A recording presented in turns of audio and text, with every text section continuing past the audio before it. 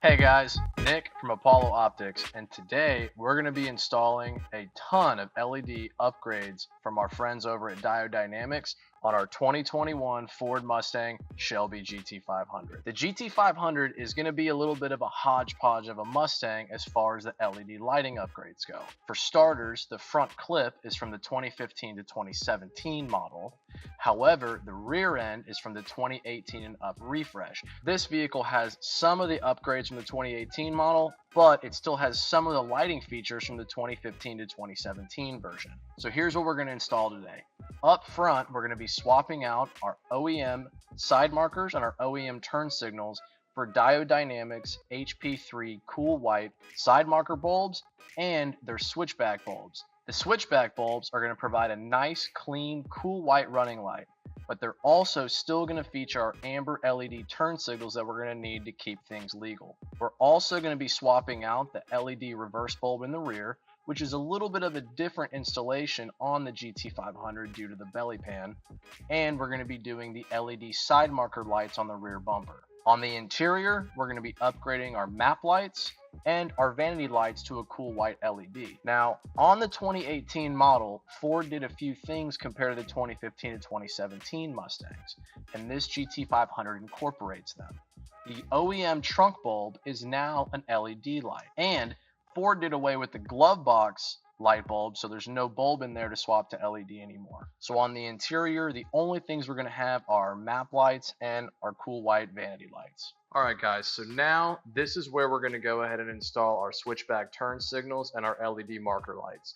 We've already done the passenger side of the car. This was our OEM turn signal bulb, and this is our OEM side marker light. What we're going to do now is replace them with the Diode bulbs. This is just going to be a simple, clean, white marker light, and this is going to be the switchback turn signal LED. This is going to have a nice, clean, white output, but then when we turn our turn signals on, it's going to flash amber LED and then go back to a nice, clean, white running light. Now, on the GT500, these are, I hate to say it, but a complete pain to install. There are so many coolers on this vehicle that there's almost no room to access them. Combine that with these 305mm wide tires, there is very little room to get in here. You're gonna scratch your forearms up. It's just gonna happen. To do this on the GT500, it's gonna be different than any other Mustang. We have 1, 2, 3, 4, 5, and actually there's a sixth one underneath here. These are all T30 Torx bolts.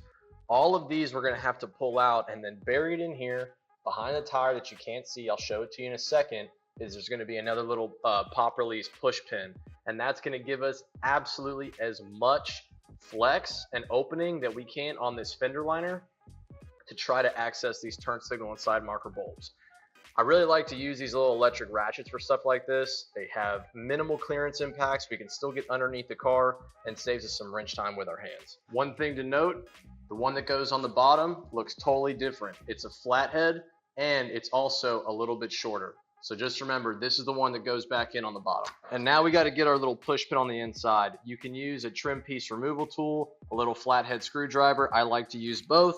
I know you can't see what I'm doing right now, but I take the flat screwdriver, I find the little opening, I pop the pin out, and then once I've pulled the pin head out, I then come back with my trim removal tool, put this in here, and just very gently slide that pin out, and that's all that it is. So just wanted to show you. So what you're doing with your flathead screwdriver is you're sliding it in, you're finding this little teeny tiny gap right here, you're sliding this in, popping it up, you pull this out, just about like that, and then once you do that, you're going to slide your trim removal tool in and gently pop that out. Now we've got as much flex as we possibly can in this fender, and as you can see, it is not much.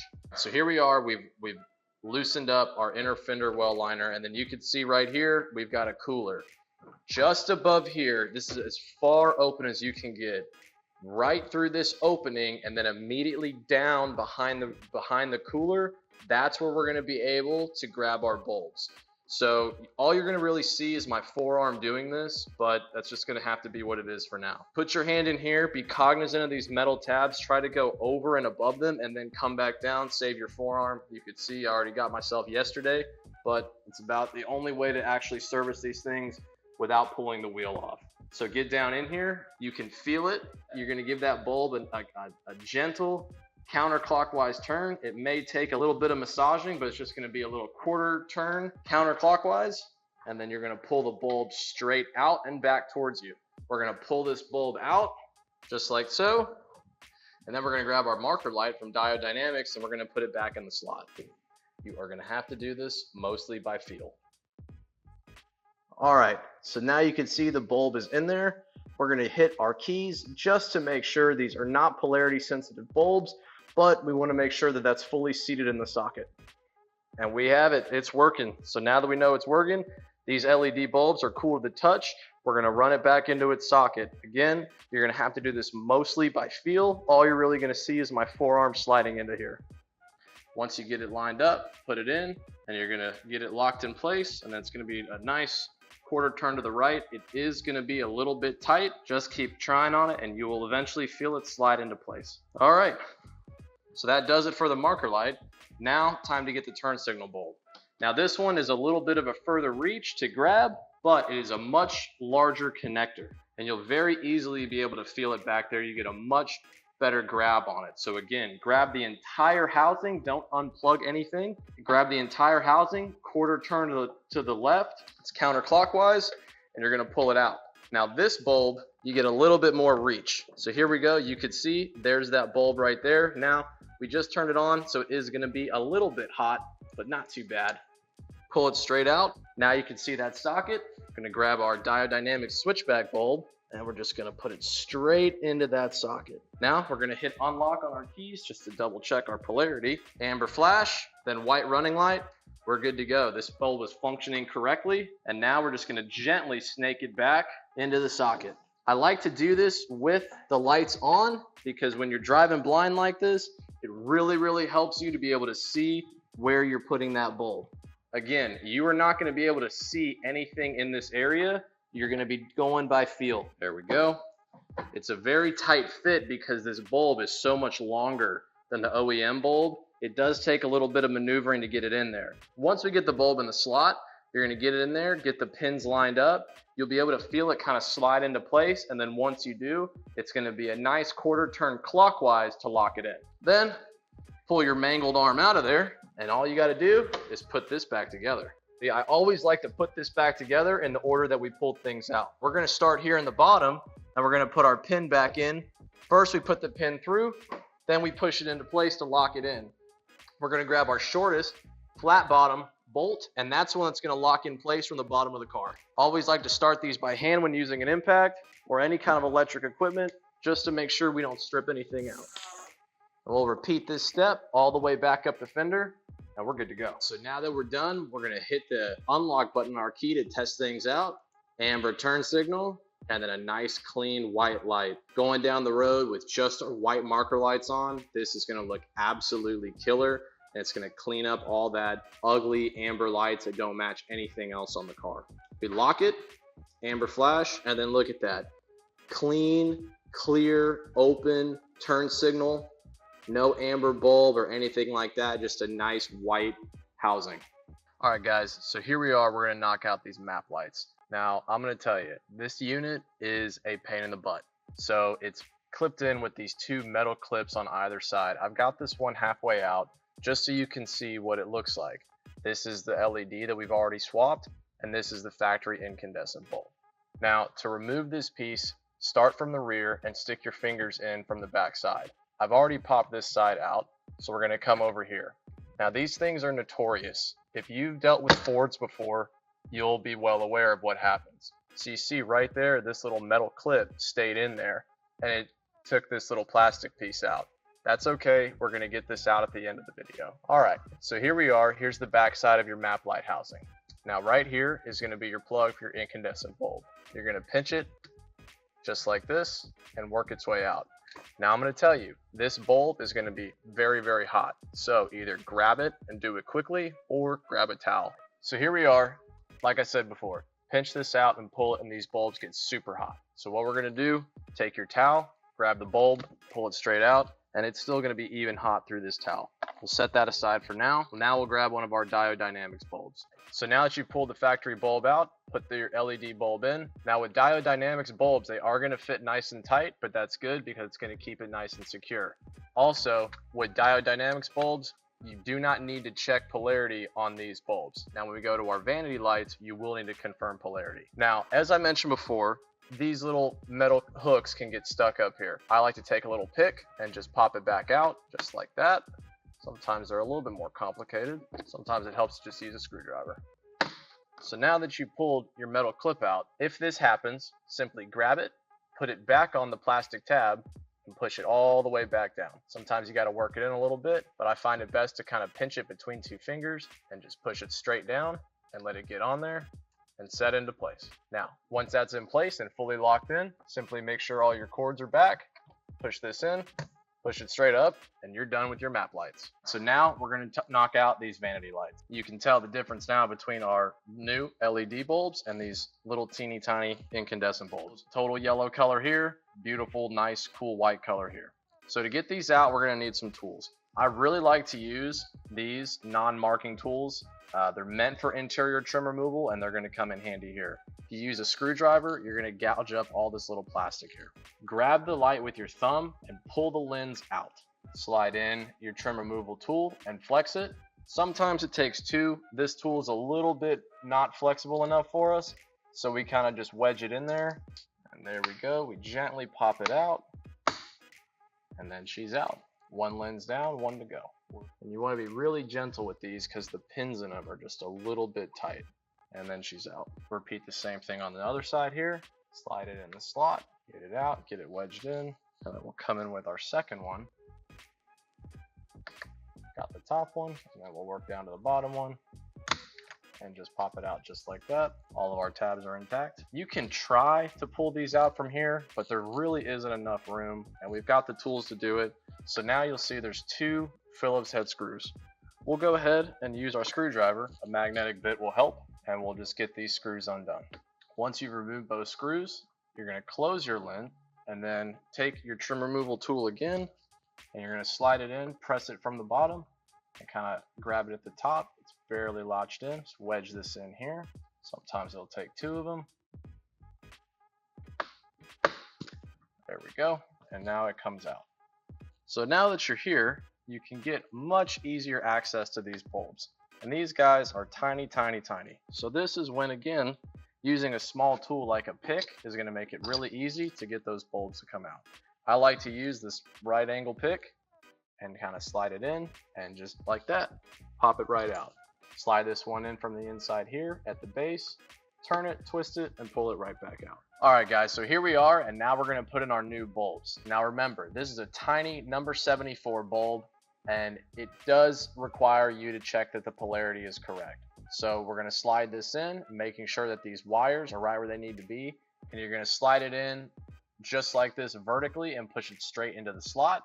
We've got that in there. Now we're going to hit this little pin right here, and we can check the polarity of our bulb. No function, so we need to pull it straight out, flip it around 180 degrees, and put it back in. Test it, and now it works. We'll repeat the same thing here on the other side. We're going to make sure our pins are nice and clean in the right spot, and let's put them in, check it out, and test function. Of course, flip it around 180 degrees. Both lights light up. We are good to go. So now we're going to take our mirror, we're going to put this back in here, make sure we get all this felt and material in here. We're going to put it in from the bottom, make sure it's nice and tight, clean it all the way across, and we're going to push it right back in. Now that we've done that, open her back up, and now that we have this pop back in, we're going to take the two screws that we removed. Again, the magnetic bit helps just a little bit to make sure you don't lose it. It does not take much pressure, as you can imagine. This is just one tiny screw holding in a little plastic vanity mirror, and you just go until it tightens up. We'll grab our second one, put this back in here, go until it gets snug, and we're good to go. And now we put our lenses back in. So with these lenses, make sure that you get the right side. So this is curved right at the bottom here. Slide it back into the slot and push it in from the inside. pop it in place. Do the same thing on the other side here, curve it along the bottom so we know we got the right one. Put it on the inside first, pop it in place, and push it in. And here we go. Here's our new LED vanity lights. All right, now we're gonna swap out our LED reverse bulb for our brightest diode dynamics option.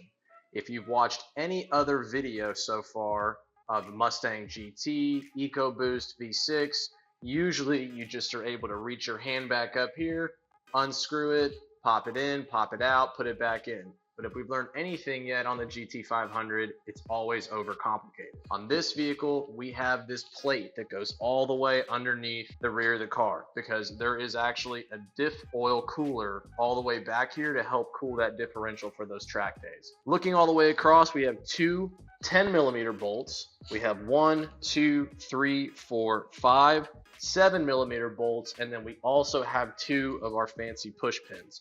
So we're gonna get started on knocking these out. All right, so we got our 2 10mm bolts out, and then we got our 5 7mm bolts out. You can see this thing's starting to let go. We gotta get our last 2 push pins. And then this just drops down just like that.